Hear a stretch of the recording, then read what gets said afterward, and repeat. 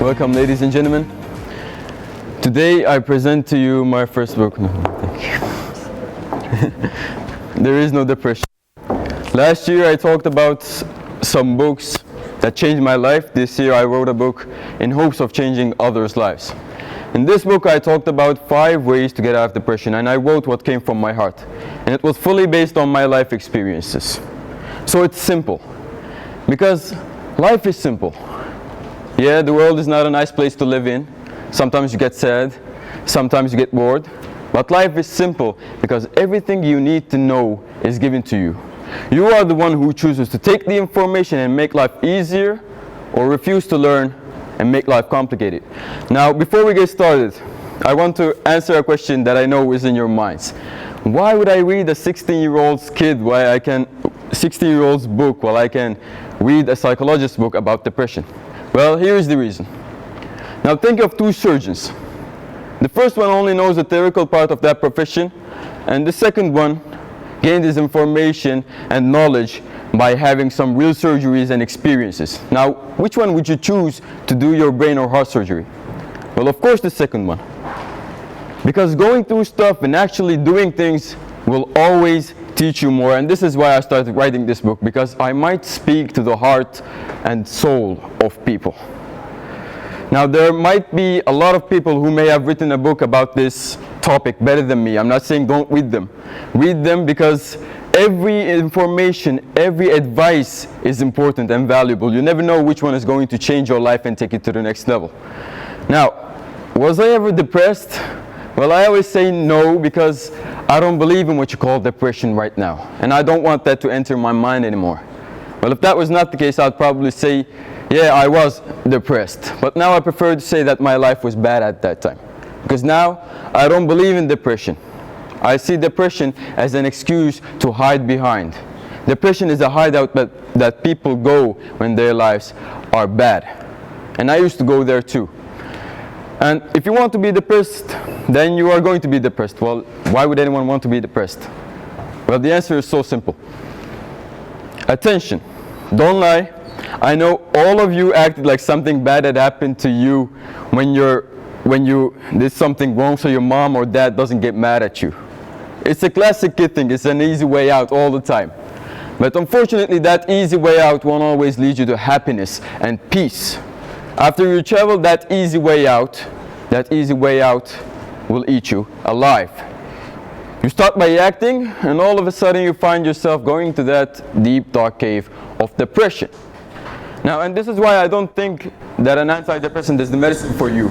Because depression is a burning house. And antidepressants are buckets of water that you throw at the house, which can even make the problem bigger sometimes. Antidepressants don't make the reason of depression go away. It's still there. You need a fire truck to extinguish the fire. And that fire truck will always be self-improvement. And in this book, I talk about 5 ways to get your life better.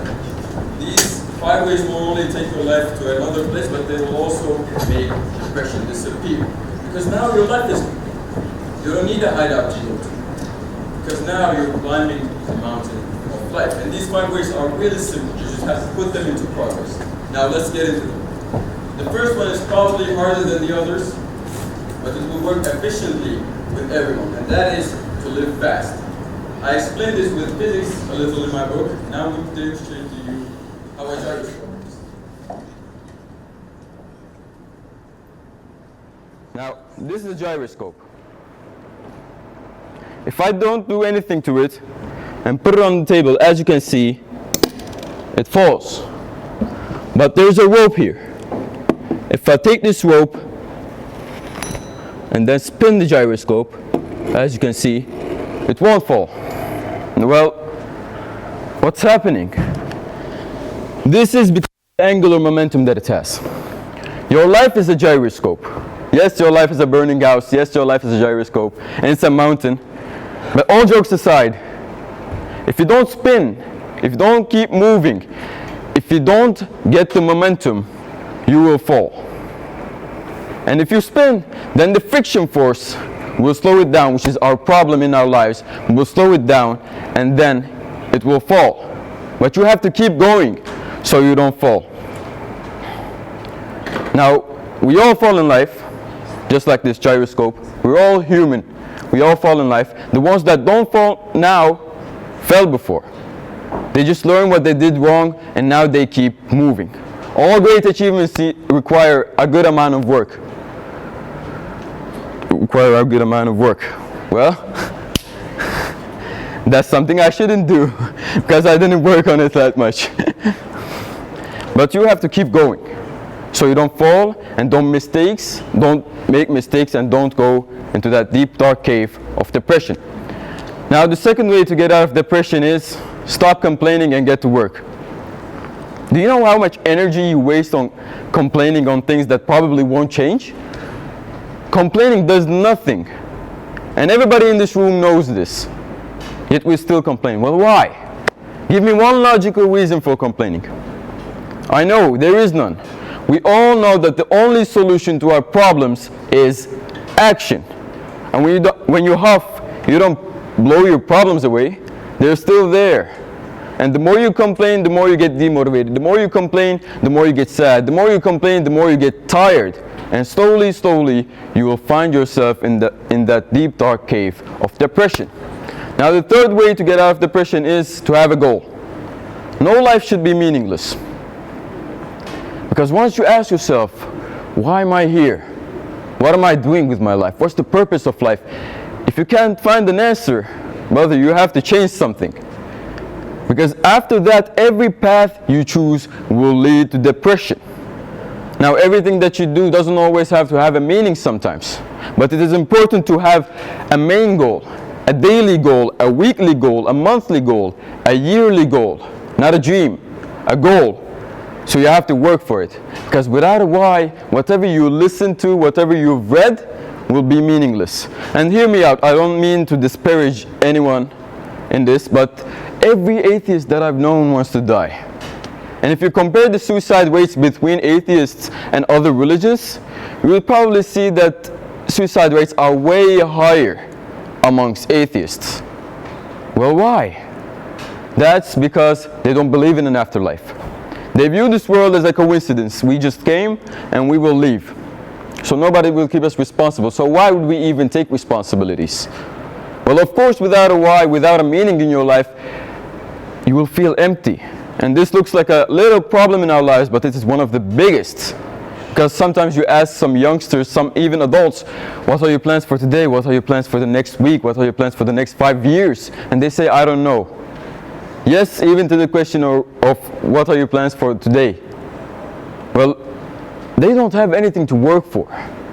Well, of course, if you don't have anything to work for, your life will be empty and it will be meaningless. So have a goal. The fourth way, and the reason that I started writing this book, is block the entry of the negative.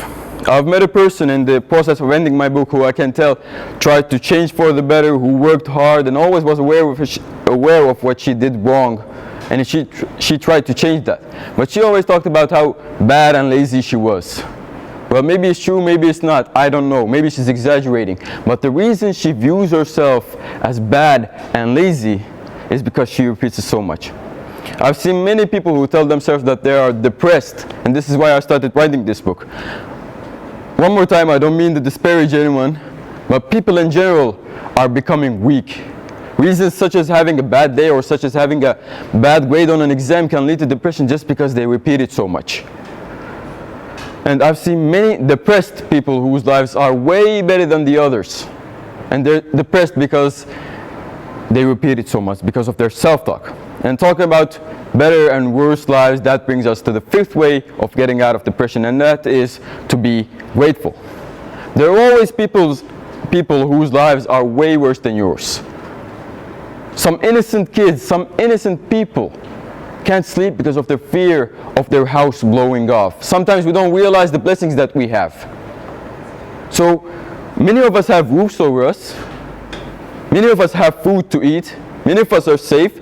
So how dare you even say, I'm bad. My life is bad. I'm depressed. Because if you're going to say that, what are the kids there are going to say? I would be ashamed of myself. So focus on the things that you have. What seems like a little thing sometimes, it's the hopes of others. and live your life knowing that you are even blessed to live another second because you didn't earn it. It was given to you by God's good grace. So be grateful. Now I hope this book and this speech can change a lot of people's lives and make the world a better place. Thank you.